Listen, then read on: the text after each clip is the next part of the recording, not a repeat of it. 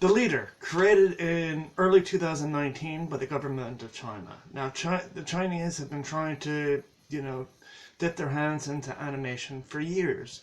Originally creating sort of knockoffs or copies of Japanese and Korean content, as well as some Western content. They've gotten better in recent years. My Eccentric Family, Cupid's Chocolate being some of the examples of really excellent Chinese animation. Unfortunately, The Leader, being a heavily pushed product, was supposed to be, it was basically a project that was funded by the Chinese Department of Propaganda. This was to create a sort of a buzz around communism and socialism by creating an animated project around the life and times of Karl Marx.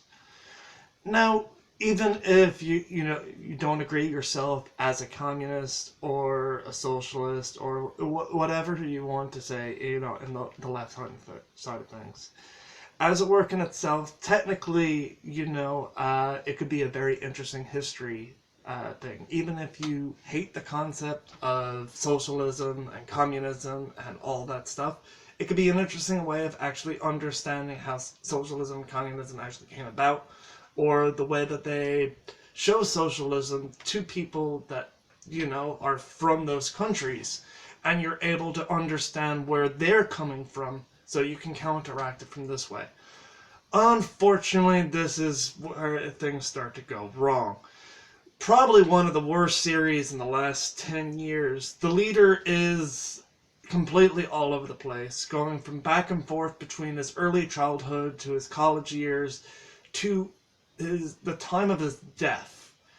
Going from when he's, a child spilling something on the carpet to him getting into a fight in bars before he moves to another college where he meets Engels and the like there.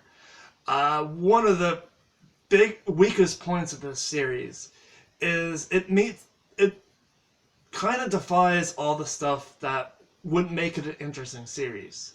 Instead of seeing, he's the rugged man for the people where he's getting into bar fights, they decide to have a philosophical argument instead of a bar fight.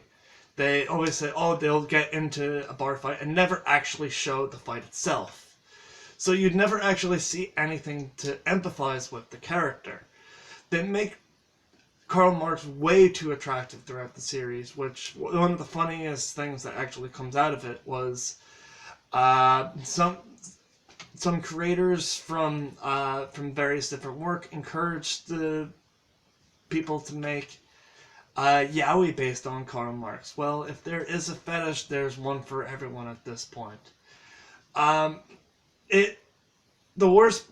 The thing that actually made it so painful to sort of watch is the animation into it. Now, the Chinese have done some great work before, and,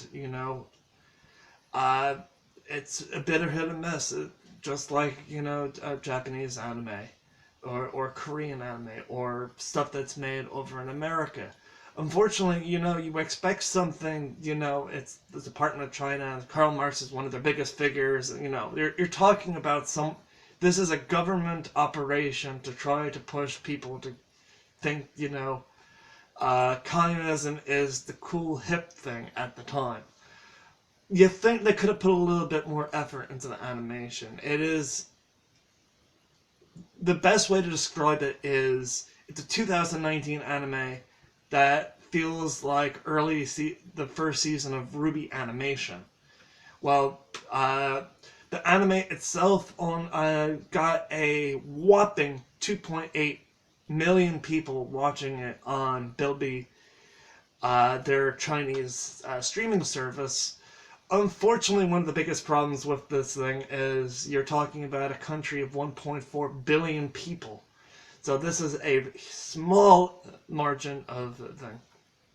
Most people have criticized this show, from Karl Marx's to looking to, it's just goddamn boring.